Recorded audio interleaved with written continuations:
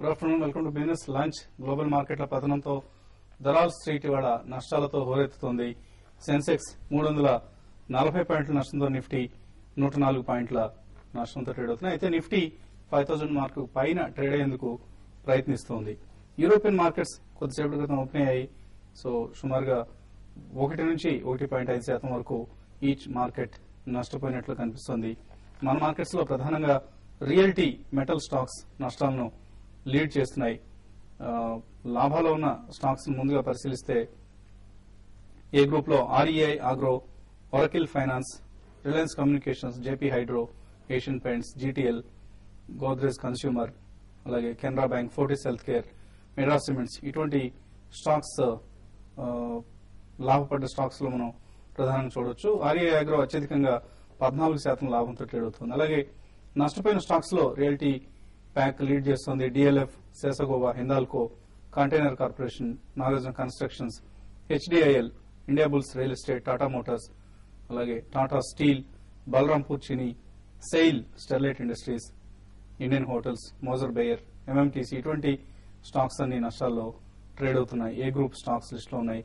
అలాగే కంపెనీల ఈక్విటీలో promoters stake కనీసం 25% ఉండాలి అన్న సెబీ నిబంధనలకి అనుగుణంగా ఇవాళ మార్కెట్ లో కొన్ని స్టాక్స్ నష్టపోవడం, కొన్ని స్టాక్స్ లాభపడటం గమనించాం. ప్రధానంగా పిఎస్యు స్టాక్స్ లో అమ్మకాలు వెలువెత్తున్నాయి. స్టేక్, గవర్నమెంట్ స్టేక్ ఏదైతే ఉందో దాన్ని డైల్యూట్ చేస్తారు బహుశా అన్న ఉద్దేశంతో MMTC, NMDC, NTPC, SAIL, power grid, ఇవన్నీ పిఎస్యు స్టాక్స్ ఇవన్నీ నష్టాలు ట్రేడ్ అవుతున్నాయి. మరోవైపు ఎంఎన్సీ స్టాక్స్ ను ఈ క్రైటీరియన్ మీట్ కాలేక డీలిస్ట్ చేస్తారు ఈ స్టాక్స్ ను. దాంతో డీలిస్టింగ్ టైంలో బైబ్యాక్ చేసేటప్పుడు ఎక్కువ ప్రైస్ ఆఫర్ చేస్తారన్న అంచనాతో oracle finance, BOC India, alpha level, Novartis, Gillette, అలాగే ఫ్రెసెన్సస్ క్యాబీ మల్టీనేషనల్ కంపెనీ ఇది, అలాగే అట్లాస్ కాప్కో, ఇటువంటి స్టాక్స్ అన్ని లాభాల్లో ట్రేడ్ అవుతున్నాయి. కొన్ని స్టాక్స్ 7 to 10% కూడా ఇంత వీక్ మార్కెట్ లో కూడా పెరిగాయి. ఇవన్నీ సెబీ తీసుకొస్తున్న కొత్త నిబంధనకు అనుగుణంగా పెరుగుతున్న స్టాక్స్. అలాగే ఆర్కామ్ లో ఇవాళ హైట్ అండ్ యాక్టివిటీ మనం గమనిస్తున్నాం. సుమారుగా స్టాక్ 2.2% లాభపడింది. హెచ్డిఎఫ్సి బ్యాంక్ కూడా మంచి అప్రిసియేషన్ లో ఉంది.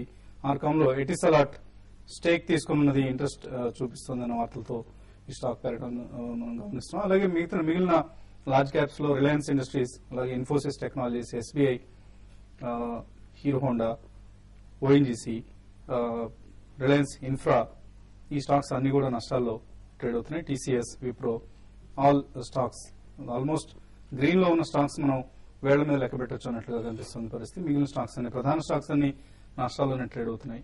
మార్కెట్ సంబంధించి మరింత విశ్లేషణ అందించడానికి అనలిస్ట్ సిద్ధంగా ఉన్నారు. సో సుందర్ గారు, ఓవరాల్ గా క్లోజింగ్ ఎలా ఉండే అవకాశం కనిపిస్తుంది? క్లోజింగ్ చూస్తే ఎగ్జాక్ట్ గా మనం చెప్పలేమండి. ఇప్పటి వరకు చూస్తే కనుక మార్కెట్ 5000 స్థాయి నుంచి ఒక మైనర్ రికవరీ మనం చూస్తున్నాము. ఇదే రికవరీ కనుక 5025 పైన కాసేపు నిలబడితే 5050 కూడా వెళ్లే అవకాశం కనిపిస్తుంది. బట్ ఏదైనా 5000 పైన క్లోజ్ అవుతే మటుకు నా ఉద్దేశంలో మార్కెట్ రేపు వెళ్ళిన కూడా ఒక మైనర్ రికవరీ కన్సాలిడేషన్ వస్తుంది. అలా కాకుండా 5000 కిందే కనుక క్లోజ్ అవుతే నా ఉద్దేశంలో షార్ట్ టర్మ్ ఫర్దర్ వీక్నెస్ వచ్చే అవకాశం కనిపిస్తుంది. ఎఫ్ఐ యాక్షన్ ఇప్పటివరకు తెలియదు. బహుశా ఇవాళ రేపు కనుక ఏమైనా కొంచెం బయింగ్ మోడ్ లోకి వచ్చారంటే కనుక అప్పుడు మార్కెట్ కొంచెం రికవరీ అయ్యే అవకాశం ఉంది. నా ఉద్దేశంలో ఈ లెవెల్లో కొంచెం ఇదే లెవెల్లో కన్సాలిడేషన్ అవుతుంది. ఎందుకంటే యూరోపియన్ మార్కెట్ చూస్తే అమెరికా మార్కెట్ తో పోలిస్తే అక్కడ 3% పడినా ఇక్కడ ఒక జస్ట్ ఒక 1% పట్టడంతో షార్ట్ కవరింగ్ తో పెరిగింది. కానీ ఇంకా ఏమీ స్ట్రాంగ్ క్లూస్ అనేది రాలేదు. కొంచెం wait and see policy adopt చేస్తే బెటర్ అనిపిస్తుంది. ఓకే అండి. అలాగే మీకు ఈ లెవెల్స్ లో ఏదైనా లోవర్ లెవెల్స్ లో బై చేయొచ్చు అన్న స్టాక్స్ ఏమైనా కనిపిస్తున్నాయి? ఈ లెవెల్లో కానీ కొంత వెయిట్ చేయమని చెప్తానండి. అంటే ఒకటి ఈ రోజు రావడం, ఈ రోజు మార్కెట్ పడడం అనేది చాలా వరకు అందరూ ఎక్స్పెక్ట్ చేసింది. అయితే ఇక్కడ నుంచి మార్కెట్ డైరెక్షన్ ఎటు ఉంటుంది అనేది కంప్లీట్ గా ఇది డిపెండ్స్ అపాన్ గ్లోబల్ మార్కెట్స్ మీద ఎక్కువ ఆధారపడి ఉంటుంది. అయితే ఏదైనా కూడా ఈ లెవెల్లో బై చేయొచ్చు. కొన్ని మరి ముఖ్యంగా ఈ రోజు మార్కెట్ పడుతున్నా కూడా కొన్ని పిఎస్యు కౌంటర్స్, మరి PSU banking counters, Andhra Bank, Dena Bank, ఇటువంటి కౌంటర్స్ లో చాలా స్ట్రాంగ్ ఉన్నాయి. పడలేదు. ఈ మార్కెట్ ఈ విధంగా పడినప్పుడు 4 to 5% దాకా స్టాక్స్ పడాల్సిందే. అయితే అవి పడకపోగా ప్లస్ లో ఉన్నాయి. సో అటువంటి కౌంటర్స్ లో లోయర్ లో బై చేయమని చెప్తాను. బట్ టైమింగ్ అనేది చాలా ఇంపార్టెంట్ అనిపిస్తుంది. ఇక్కడ నుంచి మార్కెట్ గ్లోబల్ కేసు బట్టి ఉంటుంది. తర్వాత మరి ముఖ్యంగా యూఎస్ మార్కెట్ లో టెక్నికల్ గా చాలా బేరిష్ జోన్ లో ఉన్నాయి. ఈవెన్ పాజిటివ్ న్యూస్ వస్తే పెద్ద పట్టించుకోవడం, నెగిటివ్ న్యూస్ నే ఎక్కువ తీసుకుని అక్కడ స్టాక్ మార్కెట్ పడిపోతుంది. సో ఇది 2007 లో కూడా మన మార్కెట్ మొదట్లో చాలా స్ట్రాంగ్ ఉండేది. ఈవెన్ గ్లోబల్ మార్కెట్ పడినా కూడా తర్వాత సెకండ్ హాఫ్ లో చూసుకుంటే ఫాల్ హెవీగా ఉంది. అట్లా ఇప్పుడు ఈసారి కూడా ఉండడానికి కూడా అవకాశం ఉంది. ఏదైనా కూడా ఏంటంటే కొంత వెయిట్ చేయమని చెప్తాను. టైమింగ్ అనేది కొంచెం వెయిట్ చేస్తే బెటర్ రైట్స్ దొరికే అవకాశం ఉంది కాబట్టి కొంచెం వెయిట్ చేయమని చెప్తాను. ఒక రోజు పడడం పెరగడం ఇవన్నీ కూడా ఏంటంటే పార్ట్ ఆఫ్ స్పెక్యులేషన్.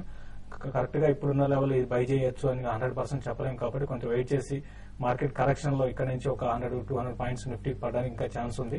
అప్పుడు బై చేయమని చెప్తానండి. అలాగే ఈ group of ministers, empowered group of ministers ఇవాళ మీట్ కాబోతున్నారు. ఆయిల్ ప్రైసెస్ పెంచడానికి సంబంధించి బహుశా పెట్రోల్ కనీసం ₹3.50 లీటర్ కు, అలాగే డీజిల్ ప్రైస్ కూడా పెరిగే అవకాశాలు కనిపిస్తున్నాయి. ఈ నేపథ్యంలో ఆయిల్ మార్కెటింగ్ కంపెనీస్ నష్టాలు కొంచెం తక్కువ కనిపిస్తున్నాయి. But still all the stocks like IOC, BPCL అన్ని నష్టాల్లోనే ట్రేడ్ అవుతున్నాయి ప్రస్తుతానికి. అలాగే ఫైనాన్స్ సెక్రటరీ ఒక స్టేట్మెంట్ ఇవ్వడం జరిగింది. పిఎస్యు బ్యాంక్స్ ను కనీసం 7 బ్యాంకులకు త్వరలో క్యాపిటల్ ఇన్ఫ్యూజన్ ఉంటుంది అన్న స్టేట్మెంట్ ఇవ్వడం జరిగింది. దీనికి అనుగుణంగానే ప్రస్తుతం మార్కెట్ లో కెనరా బ్యాంక్, యూకో బ్యాంక్, అలాగే ఆంధ్రా బ్యాంక్ ఈ స్టాక్స్ అన్ని స్లైట్లీ స్వల్ప లాభాలతో ట్రేడ్ అవుతున్నాయి. మార్కెట్ కండిషన్స్ దృష్టిలో ఉంచుకొని బహుశా మార్కెట్స్ రివైవ్ అయినప్పుడు ఈ స్టాక్స్ లో మనం హైటెడ్ యాక్టివిటీ గమనించే అవకాశం ఉంది. ప్రస్తుతం కాలర్ లైన్ లో ఉన్నారు ఆంజనేయులు విజయవాడ నుంచి. హలో చెప్పండి ఆంజనేయులు గారు. హలో ఆంజనేయులు గారు చెప్పండి. మహేంద్ర సత్యం యూనిటెక్ సార్. మహీంద్రా సత్యం అయితే చూస్తున్నాం, గత కొన్ని రోజులుగా చెప్తున్నామండి ఈ స్టాక్ బాగా వీక్ గా ఉంది. ఈవెన్ ఇప్పుడు ఈ రోజు కూడా చూస్తే మా స్టాక్ అయితే చాలా వీక్ గా ఉంది. ఈవెన్ ₹80 కూడా వచ్చి ఇక్కడ నుంచి రికవర్ 85-86 దగ్గర ఓవర్ అవుతుంది. ఈ స్టాక్ లో పెద్దగా అప్ ట్రెండ్ అనేది ఉండకపోవచ్చు అండి. ఈ స్టాక్ లో మీరు బెటర్ ఏంటంటే ర్యాలీస్ లో ఎగ్జిట్ కావడం బెటర్, దీనికన్నా వేరే బెటర్ స్టాక్స్ చూసుకోవచ్చు. తర్వాత యూనిటెక్ విషయానికి వస్తే ఈ రోజు చూస్తే టాప్ లూజర్ గా మన రియాలిటీ సెక్టర్ కనపడుతుంది. మరి ముఖ్యంగా డిఎల్ఎఫ్ అటువంటి బాగా పడ్డాయి. అయితే దానికి అనుగుణంగా యూనిటెక్ పెద్ద కరెక్ట్ కాలేదు. అయితే అది కూడా వీక్ గానే ఉండే అవకాశం ఉంది. అంటే మీరు ఫ్రెష్ గా ఇన్వెస్ట్ చేయాలనుకుంటే మాత్రం యూనిటెక్ లో ఇన్వెస్ట్ చేయమని చెప్తున్నా. అయితే ఇప్పుడు కాదు, కొంత టైం వెయిట్ చేయండి. అరౌండ్ ₹60 అంటే ఇక్కడ నుంచి ₹8 దాకా స్టాక్ పడడానికి ఛాన్స్ ఉంది ఒక 1 మంత్ 2 మంత్ లో. అప్పుడు మీరు యూనిటెక్ ని బై చేయండి. కానీ సత్యాన్ని మాత్రం ఆల్రెడీ మీకు పొజిషన్స్ ఉంటే కానీ హోల్డ్ చేసుకోండి. అది కూడా ర్యాలీస్ లో ఎగ్జిట్ కావడానికి ప్రయత్నం చేయండి. ఫ్రెష్ గా అయితే ఇన్వెస్ట్ చేయకండి. ఓకే అండి. నెక్స్ట్ కాలర్ రాజు కడప నుంచి లైన్ ఉన్నారు. రాజు గారు నమస్తే సార్. నమస్తే చెప్పండి. సార్ హిందూ పెట్రోల్ 367 లో పొందాం సార్. హెచ్పిసిఎల్ హిందూ పెట్రోల్ అవును సార్. ఓకే అండి. తర్వాత జిఎంఆర్ ఇన్ఫ్రా 55-80 లో పొందాను సార్. తర్వాత ఇంకోటి నిఫ్టీ 5 కాలప్స్ ఇప్పుడు కొనొచ్చా సార్? ఇన్ పెట్రోల్ చూస్తే ఓవరాల్ గా టెక్నికల్ గా ₹295 నుంచి 375 వరకు కొంచెం పెరగడం జరిగిందండి. బేసికల్ గా 2 కారణాల వల్ల. ఒకటి పెట్రోల్ రైసెస్ పెంచుతారండి, రెండోది ఇవాళ కేబినెట్ మేజర్ నిర్ణయం తీసుకుంటుంది Ketan Parikh oil deal control గురించి. సో బహుశా అక్కడ ఏమో కొంచెం నెగిటివ్ గా ఉంటుందేమో మరి. అందువల్ల లాస్ట్ 1 or 2 hours గా చూస్తే oil marketing companies Hindustan Petroleum, BPCL, IOC అన్ని పట్టడం జరిగింది. నా ఉద్దేశంలో కొంచెం ప్రస్తుతానికి వెయిట్ చేయండి. నెక్స్ట్ టార్గెట్ 330, 340కి వస్తే కనుక అక్కడ బై చేయొచ్చు. రెండోది జిఎంఆర్ గురించి అడిగారు మీరు. జిఎంఆర్ చూస్తే కనుక ఇన్ఫ్రా కూడా కొంచెం వీక్ గానే కనిపిస్తుంది. ఓవరాల్ గా టెక్నికల్ గా లాస్ట్ 3 months గా పెద్ద పాజిటివ్ గా లేదు. ఒక ₹51-52 వస్తే కనుక అక్కడ జిఎంఆర్ ఇన్ఫ్రా బై చేయొచ్చు.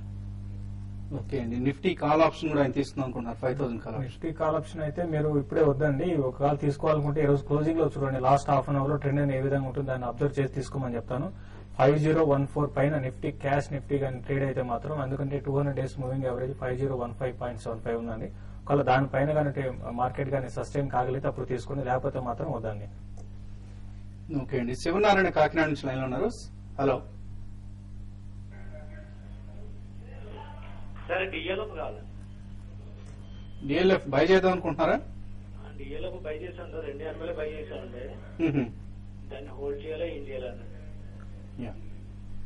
ఈ మధ్యన బై చేసినట్టు 280 కరెక్ట్ గా అక్కడే కొంచెం షార్ట్ టర్మ్ మైనర్ రిలీఫ్ అయ్యి కూడా ఎండ్ అయిపోయినట్టు కనిపిస్తుంది.